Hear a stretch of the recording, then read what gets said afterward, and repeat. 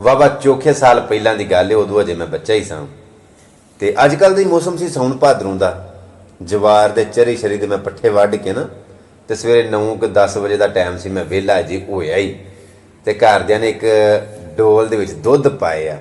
ਮੱਝ ਸੂਈ ਸੀ ਤੇ ਉਹਦਾ ਥੋੜਾ ਜਿਹਾ ਥਣ ਖਰਾਬ ਸੀ, ਤੇ ਆਖਣ ਲੱਗੇ ਵੀ ਇਹ ਦੁੱਧ ਜਿਹੜਾ ਨਾ ਇਹ ਤੂੰ ਦਰਬਾਰੇ ਦੇ ਆ। ਮੈਂ ਕਿਹਾ ਚਲੋ ਠੀਕ ਹੈ। ਉਹ ਇੱਕ ਦਿਹਾੜੀ ਪਹਿਲਾਂ ਬਾਰਿਸ਼ ਵਾਹਵਾ ਹੋਈ ਸੀ, ਸਾਉਣ ਭਾਦਰੋਂ ਬਰਸਾਤ ਦਾ ਮੌਸਮ ਜੋ ਹੁੰਦਾ। ਮੈਂ ਉਹ ਜਿਹੜਾ ਡੋਲ ਸੀ ਨਾ ਦੁੱਧ ਵਾਲਾ, ਉਹ ਸਾਈਕਲ ਦੇ ਪਿੱਛੇ ਰੱਖਿਆ ਸੀ, ਤੇ ਮੈਂ ਨਹਿਰ ਦੀ ਪਟਰੀ ਪੈ ਗਿਆ ਦਰਬਾਰੇ ਦੁੱਧ ਖੜਨ ਵਾਸਤੇ ਟੁਰ ਪਿਆ। ਗਰਮੀ ਬੇਬਾ ਹਵਸ ਲੱਗੀ, ਤੇ ਮੇਰਾ ਦਿਲ ਕਰੇ ਵੀ ਨਹਿਰੇ ਨਾ ਬਹਿ ਕੇ ਕਿਸੇ ਨੂੰ ਆਉਂਦੇ ਜਾਂਦੇ ਨੂੰ ਆਖਾਂ ਵੀ ਮੇਰੇ ਕੋਲ ਦੁੱਧ ਪੀ ਲੈ, ਤੇ ਘਰ ਜਾ ਕੇ ਮੈਂ ਆਖਾਂਗਾ ਕਿ ਦੁੱਧ ਮੈਂ ਇੱਥੇ ਦਰਬਾਰੇ ਦੇ ਆਇਆ। ਖੈਰ ਬੈਠਾ ਹੈ ਜੇ ਮੈਂ ਜਾਣਾ ਹੀ ਸਾਂ, ਲੇਕਿਨ ਮੇਰੇ ਜ਼ਿਹਨ ਦੇ ਵਿੱਚ ਇਹ ਖਿਆਲ ਆਇਆ ਕਿ ਮੈਂ ਮੇਰੇ ਕੋਲ ਦੁੱਧ ਸ਼ਾਇਦ ਕੋਈ ਇੰਜ ਪੀਵੇ ਹੀ ਨਾ। ਮੱਠੀ ਸਾਈਕਲ ਟੋਰਦਾ ਕਦੀ ਉਹ ਸਾਈਕਲ ਦਾ ਚੈਨ ਲੈ ਜਾਵੇ, ਕਦੀ ਉਹਦੇ ਉਮਰ ਗਾਡਾਂ ਜਿਹਾਂ ਦੇ ਵਿੱਚ ਚਿੱਕੜ ਫਸ ਜਾਵੇ। ਬੜਾ ਔਖਾ ਕਿੱਸਾ ਮੋਤਸਰ ਮੈਂ ਦਰਬਾਰੇ ਦੁੱਧ ਲੈ ਹੀ ਗਿਆ। ਜਿਹੜੇ ਵੇਲੇ ਮੈਂ ਦਰਬਾਰੇ ਦੁੱਧ ਲੈ ਕੇ ਗਿਆ ਨਾ, ਤੇ ਜਾ ਕੇ ਮੈਂ ਡੱਬਾ ਉੱਥੇ ਜਿਹੜੇ ਮਜਾਵਰ ਬੈਠੇ ਸਨ ਉਹਨਾਂ ਨੂੰ ਦਿੱਤਾ। ਬੱਚਾ ਸਾਂ ਤੇ ਜਾਣਿਆਂ ਨੂੰ ਉਂਝ ਵੀ ਭੁੱਖ ਵਾਵਾ ਲੱਗਦੀ, ਤੇ ਮੈਂ ਜਾ ਕੇ ਤੇ ਆਖਿਆ ਜੀ ਮੈਨੂੰ ਕੋਈ ਲੰਗਰ ਚਾਹੀਦਾ। ਭੁੱਖ ਜੋ ਲੱਗੀ ਸੀ, ਮੈਂ ਲੰਗਰ ਤੇ ਦੁੱਧ ਉਹਨਾਂ ਜਿਹਾ ਕੋਈ 4-5 ਕਿਲੋ ਆਇਆ ਸੀ ਨਾ ਉਹ ਡੱਬੇ ਦੇ ਵਿੱਚ। ਉਹਨਾਂ ਉਹ ਵਲਟਾ ਲਿਆ ਉਹ ਆਪਣਾ ਭਾਂਡੇ ਦੇ ਵਿੱਚ, ਤੇ ਉਹ ਡੱਬਾ ਮੇਰਾ ਉਹਦੇ ਵਿੱਚ ਨਾ ਕੋਈ ਨਿੱਕੀਆਂ ਘਾਹ ਦੀਆਂ ਗੁੱਛੀਆਂ ਜਿਹੀਆਂ ਰੱਖ ਜਣੀ ਕਿ ਇਹ ਜਾ ਕੇ ਮੱਝ ਨੂੰ ਦਮੀ ਤੇ ਮੱਝ ਠੀਕ ਹੋ ਜਾਵੇ। ਚਲੋ ਉਹਦੇ ਇੱਕ ਪਾਸੇ ਮੱਝ ਤੇ ਠੀਕ ਹੁੰਦੇ ਹੁਣ, ਮੈਨੂੰ ਤਾਂ ਪਹਿਲਾਂ ਕਰਦੇ ਭੁੱਖ ਲੱਗੀ ਸੀ। ਬਾਕੀ ਆਖਣ ਵਾਲੇ ਨੇ ਕਿੱਡੀ ਸੋਹਣੀ ਗੱਲ ਆਖੀ। ਉਹਨੇ ਆਖਿਆ 5 ਰੁਕਨ ਇਸਲਾਮ ਦੇ ਤੇ 6ਵਾਂ ਫਰੀਦਾ ਟੁੱਕ, ਜੇ ਨਾ ਲੱਭੇ 6ਵਾਂ ਤੇ 5 ਹੀ ਜਾਂਦੇ ਨੂੰ ਮੁੱਕ। ਸਾਰੀ ਮੰਨਤਾ ਸਾਰੀ ਅਕੀਦਤ ਰੋਟੀ ਟੁੱਕਰ ਖਾਣ ਤੋਂ ਬਾਅਦ ਹੁੰਦੀ।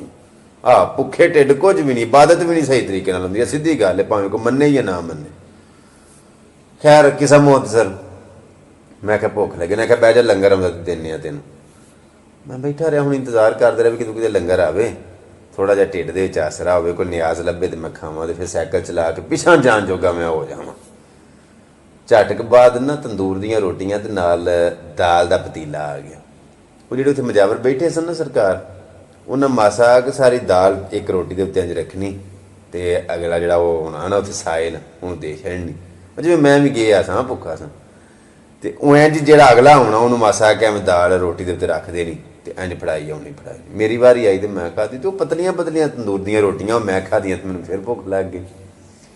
ਇੱਕ ਰੋਟੀ ਮੈਂ ਖਾਧੀ ਨਾ ਤੇ ਫਿਰ ਭੁੱਖ ਲੱਗ ਗਈ, ਤੇ ਉਹ ਅਜੇ ਵੰਡਦੇ ਹੀ ਸਨ। ਮੈਂ ਫਿਰ ਟੁਰ ਕੇ ਮੈਂ ਸਰਕਾਰ ਉਹ ਦਿਓ ਜੀ। ਉਹਨਾਂ ਇੱਕ ਵਾਰੀ ਇੰਝ ਕਰਕੇ ਮੇਰੇ ਨਾਲ ਵੇਖਿਆ, ਉਹਨਾਂ ਬੜੇ ਗੁੱਸੇ ਦੇ ਨਾਲ ਨਾ ਇੱਕ ਹੋਰ ਤੰਦੂਰ ਦੀ ਰੋਟੀ ਫੜੀ, ਉਹਦੇ ਉੱਤੇ ਥੋੜ੍ਹੀ ਜਿਹੀ ਦਾਲ ਰੱਖੀ ਤੇ ਉਹਨਾਂ ਮੈਨੂੰ ਦਿੱਤੀ। ਜਿਹੜੇ ਵੇਲੇ ਮੈਂ ਫਿਰ ਖਾਧੀ ਨਾ, ਤੇ ਉਹ ਕੋਈ ਉਮਰ ਇੰਝ ਦੀ ਹੁੰਦੀ ਹੈ ਕਿ ਜਿੰਨੀ ਵੀ ਬੰਦਾ ਰੋਟੀ ਖਾਏ ਉਨੀ ਵੀ ਥੋੜ੍ਹੀ ਹੁੰਦੀ, ਬਾਰ ਭੁੱਖ ਲੱਗਦੀ ਕਿ ਇੰਨੀ ਦੇ ਨਾਲ ਗੁਜ਼ਾਰਾ ਵੀ ਨਹੀਂ ਸੀ ਚੱਲਦਾ। ਮੈਂ ਜਦੋਂ ਤੀਜੀ ਵਾਰੀ ਮੰਗੀ ਨਾ, ਤੇ ਉਹਨੇ ਆਖਿਆ ਬਹਿ ਜਾ, ਆਉਂਦਾ ਲੰਗਰ ਤੇ ਆਪੇ ਦੇਣੇ ਆ। ਮੈਂ ਉੱਥੇ ਹੋ ਕੇ ਬਹਿ ਗਿਆ। ਮੈਂ ਝੱਟ ਕੇ ਇੰਤਜ਼ਾਰ ਕੀਤਾ ਕੋਈ ਲੰਗਰ ਹੋਰ ਆਉਂਦਾ, ਤੇ ਚਲੋ ਮੇਰਾ ਕੋਈ ਮਤਲਬ ਆਸਰਾ ਹੋ ਜਾਂਦਾ, ਤੇ ਆਪੇ ਮੈਂ ਫਿਰ ਪਿੱਛੇ ਟੁਰ ਜਾਂਦਾ। ਅੱਛਾ, ਇਹ ਬੈਠੇ ਸਨ ਦਰਬਾਰ ਦੇ ਉੱਤੇ, ਯਾਨੀ ਕਿ ਜਿੱਥੇ ਉਹ ਢੇਰੀ ਸੀ ਬਜ਼ੁਰਗਾਂ ਦੀ ਢੇਰੀ, ਯਾਨੀ ਕਿ ਕਬਰ ਮੁਬਾਰਕ ਜਿਹੜੀ ਉਹ ਬਾਬੇ ਰਾਂ ਦੀ ਸੀ। ਉਹ ਮੈਂ ਯਾਰ ਤਜ਼ੀਮ ਦੇ ਨਾਲ ਹੀ ਨਾਂ ਲੈਣਾ ਨਾ, ਨਾਲੇ ਜਿਹੜੇ ਟੁਰ ਗਏ ਨੇ ਉਹਨਾਂ ਦਾ ਕੀ ਕਸੂਰ ਹੈ? ਜਿਹੜੇ ਉੱਤੇ ਮੁਜਾਵਰ ਬੈਠੇ ਨੇ ਇਲਾ ਮਾਸ਼ਾਅੱਲਾ, ਅਸਲੀ ਦੇ ਕਾਬ ਹੁਣ ਉਹਨਾਂ ਦਾ ਨਾ, ਆ ਸਾਰੀ ਗਰਾਈ ਤੇ ਹੁਣ ਉਹਨਾਂ ਦੀ ਹੈ ਨਾ। ਉਹ ਜਿਹੜੀ ਢੇਰੀ ਨਾ ਉਹਦੇ ਉੱਤੇ ਬੈਠੇ ਸਨ, ਤੇ ਢੇਰੀ ਤੇ ਪਿਛਲਾ ਜਿਹੜਾ ਕਮਰਾ ਸੀ ਨਾ ਜਿੱਥੇ ਕਦੇ ਬਾਬੇ ਹਰੀ ਬਹਿੰਦੇ ਹੁੰਦੇ ਸਨ, ਉਹਦੇ ਵਿੱਚ ਥੋੜਾ ਜਿਹਾ ਫਾਸਲਾ ਸੀ। ਇੱਧਰ ਲਹਿੰਦੇ ਪਾਸੇ ਕਮਰਾ ਸੀ, ਚੜ੍ਹਦੇ ਪਾਸੇ ਢੇਰੀ ਸੀ। ਢੇਰੀ ਦੇ ਉੱਤੇ ਕਬਰ ਦੇ ਉੱਤੇ ਉਹ ਸਾਰੇ ਬਹਿ ਕੇ ਨਾ, ਉਹ ਮਜਾਵਰ ਤੇ ਮਰੀਦ ਤੇ ਉਹ ਸਾਰੇ ਮੰਤਾਦਾਰ ਜਿਹੜੇ ਹਨ, ਉਹ ਲੰਗਰ ਸ਼ੰਗਰ ਦੇ ਢੋਲ ਟਮੱਕਾ ਸਾਰਾ ਕੁਝ ਕਰਦੇ ਹਨ। ਮੈਂ ਇਹਦੋਂ ਢੇਰੀ ਤੋਂ ਉੱਠਿਆ, ਤੇ ਮੈਂ ਟੁਰਦਾ ਨਾ ਉਸ ਕਮਰੇ 'ਚ ਟੁਰ ਗਿਆ ਜਿੱਥੇ ਬਾਬੇ ਹਰੀ ਕਦੇ ਬਹਿੰਦੇ ਹੁੰਦੇ ਸਨ। ਉਹਨਾਂ ਦੇ ਬੈੱਡ ਦੇ ਅੱਗੇ ਨਾ ਉਹਨਾਂ ਇੱਕ ਟੇਬਲ ਰੱਖੇ ਆ। ਟੇਬਲ ਦੇ ਉੱਤੇ ਵਾਹਵਾ ਬੜੇ ਉਹਨਾਂ ਨਾ ਪਿਆਲਿਆਂ 'ਚ ਸਜਾ ਕੇ ਤਰਤੀਬਵਾਰ ਰੱਖੇ। ਉਹਨਾਂ ਪਿਆਲਿਆਂ ਦੇ ਵਿੱਚ ਕਿਸੇ ਪਿਆਲੇ 'ਚ ਮਿੱਠੇ ਚੌਲ, ਲੂਣੇ ਚੌਲ, ਜਲੇਬੀਆਂ, ਟਾਫੀਆਂ, ਬਰਫੀ, ਕੇਲੇ, ਦੁੱਧ, ਪਾਣੀ, ਉਹ ਸਾਰੀਆਂ ਸ਼ਾਮਾਂ ਵੱਖਰੇ ਪਿਆਲਿਆਂ ਦੇ ਵਿੱਚ ਇੰਝ ਪਾ ਕੇ ਨਾ, ਜਿਹੜਾ ਉਹ ਬੈੱਡ ਦੇ ਅੱਗੇ ਟੇਬਲ ਪਿਆ ਸੀ ਉਹਦੇ ਉੱਤੇ ਜਿਹੜੇ ਪਿਆਲੇ ਪਏ ਹਨ, ਤੇ ਉਹਦੇ ਉੱਤੇ ਸੋਹਣਾ ਬੜਾ ਕੱਪੜਾ ਪਾਏ ਆ। ਬੈੱਡ ਦੇ ਉੱਤੇ ਜਿੱਥੇ ਕਦੀ ਬਾਬੇ ਹਰੀ ਜ਼ਿੰਦਾ ਸਨ ਤੇ ਬਹਿੰਦੇ ਹੁੰਦੇ ਸਨ, ਉੱਥੇ ਉਹਨਾਂ ਦੀ ਵੱਡੀ ਜਿਹੀ ਤਸਵੀਰ ਰੱਖ ਕੇ ਨਾ ਬੈੱਡ ਦੇ ਉੱਤੇ, ਤੇ ਉਹ ਤਸਵੀਰ ਦੇ ਉੱਤੇ ਇੱਕ ਹਾਰ ਪਾਏ ਆ, ਉਹ ਗੁਲਾਬ ਦਾ ਜਾਂ ਗੁੱਟੇ ਦਾ ਜਾਂ ਮੋਤੀਏ ਦਾ, ਉਹ ਨਾ ਫੁੱਲਾਂ ਦਾ ਹਾਰ ਉਹ ਤਸਵੀਰ ਦੇ ਉੱਤੇ ਪਾਏ ਆ।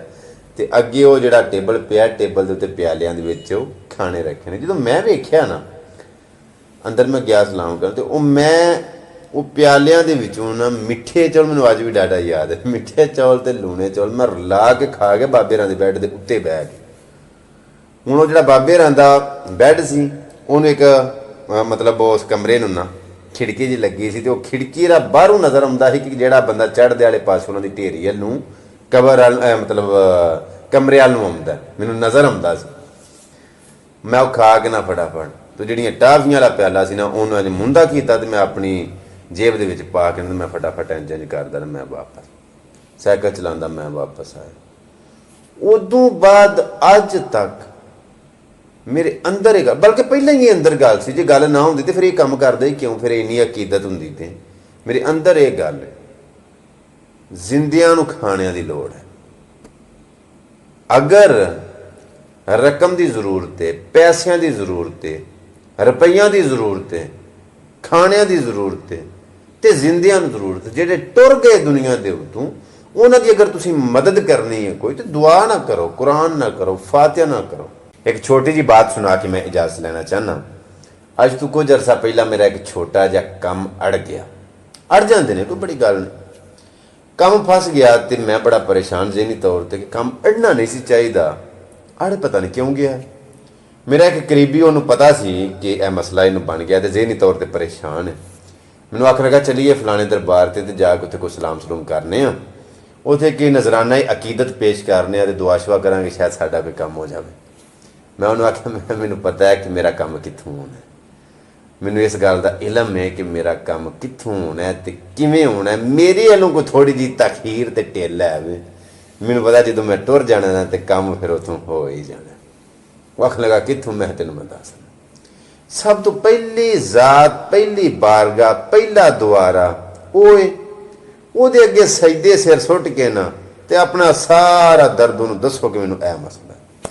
ਦੂਜੇ ਨੰਬਰ ਤੇ ਮੈਂ ਕੀ ਕੀਤਾ, ਇੱਕ ਮਜ਼ਦੂਰ ਬੰਦਾ ਸੀ, ਮੈਨੂੰ ਪਤਾ ਸੀ ਕਿ ਉਹ ਮਜਬੂਰ ਹੈ, ਹਕੀਕਤ ਅੰਦਰ ਮੁਸਤਹਿਕ ਹੈ। ਮੈਂ ਥੋੜਾ ਜਿਹਾ ਨਾ ਸੌਦਾ, ਬਹੁਤਾ ਨਹੀਂ, 3500 4000 ਦਾ ਸੌਦਾ ਮੈਂ ਆਪਣੀ ਉਹ ਗੱਡੀ ਦੇ ਪਿੱਛੇ ਬੰਨਿਆ, ਤੋੜੇ 'ਚ ਪਾ ਕੇ ਨਾ ਗੱਡੀ ਦੇ ਪਿੱਛੇ ਬੰਨਿਆ। ਥੋੜੇ ਜਿਹੇ ਮੈਂ ਪੈਸੇ ਆਪਣੀ ਜੇਬ ਦੇ ਵਿੱਚ ਪਾਏ ਤੇ ਮੈਂ ਉਹ ਮਜ਼ਦੂਰ ਦੇ ਕੋਲ ਟੁਰ ਗਿਆ।